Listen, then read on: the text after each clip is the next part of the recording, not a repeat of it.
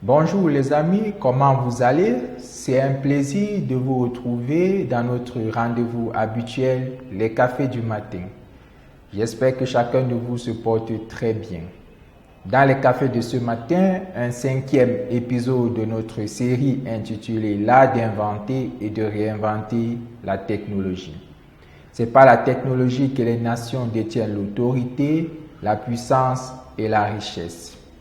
C'est par la technologie que les jeunes se divertissent aujourd'hui. Quoi de mieux que la technologie pour permettre à une nation d'émerger parmi les nations? Dans l'épisode précédent, nous avons vu un premier groupe de technologies à ondes qui était appliqué à la communication. Aujourd'hui, nous allons nous intéresser à un deuxième groupe de technologies à ondes appliquées au diagnostic médical.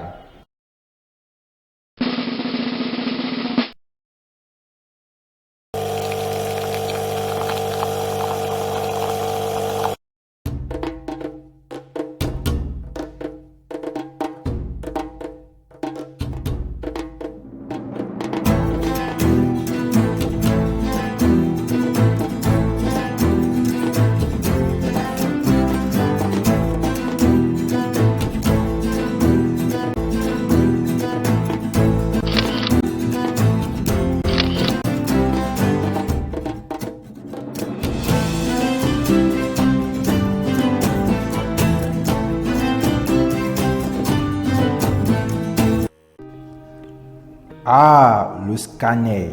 Chaque jour, plusieurs têtes entrent et sortent dans ce tunnel, une technologie née et développée par une collaboration entre physiciens, médecins, ingénieurs et industriels. Comment ces technologies ont vu le jour et comment ont-elles évolué dans le temps? Aujourd'hui, on compte parmi les technologies de diagnostic médical la radiologie, le scanner, la scintigraphie, l'IRM, l'échographie. À l'origine de ces technologies, on a la physique. En effet, aux origines de la radiologie, on a les travaux scientifiques du physicien allemand Wilhelm Conrad Röntgen qui fait la découverte des rayons X dans ses expériences de physique. Ces rayons X, aujourd'hui appliqués en radiologie, sont un type d'onde électromagnétique invisible à l'œil nu, capable de pénétrer et de traverser la chair, mais arrêté par les os. Une caractéristique à l'origine de la formation d'une image radiologique.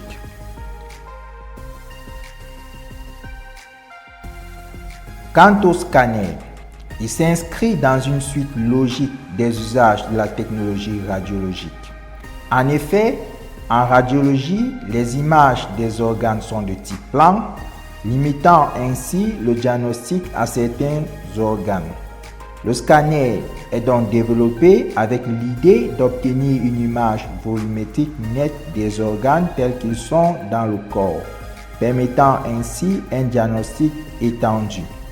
C'est l'œuvre de l'ingénieur américain Gottfried Newport Housefield qui déposa un premier brevet en 1972 pour la première technologie scanner utilisant une technique de reconstruction d'images volumétriques à partir d'images radiologiques. Cette technique, appelée la tomographie, a été élaborée théoriquement par un autre physicien américain, Alan MacLeod Cormack, en 1963. Mais ce dernier n'avait pas pu développer une technologie basée sur ce principe à cause des moyens techniques limités de son temps. Ces deux physiciens ont donc été récompensés par un prix Nobel de physique pour leur contribution au diagnostic médical. Une autre technique de diagnostic médical ayant bénéficié des travaux des physiciens est appelée la scintigraphie. Aux origines de la scintigraphie, on a les rayonnements gamma, un type d'onde électromagnétique invisible à l'œil nu. capables de pénétrer et traverser la chair et les os. Ces rayonnements sont générés par des éléments dits radioactifs qui ont fait l'objet des travaux des physiciens français tels que Henri Becquerel et Marie Curie autour de 1896-1900. Ces deux physiciens ont obtenu le prix Nobel pour leur découverte. La technique consiste à introduire dans l'organisme du patient ces éléments radioactifs, encore appelés radiopharmaceutiques, qui, une fois dans l'organisme, produiront des rayonnements gamma au niveau de l'organe que l'on veut examiner. À l'aide d'un détecteur de ces rayons gamma, on observera donc des images des organes scintillants.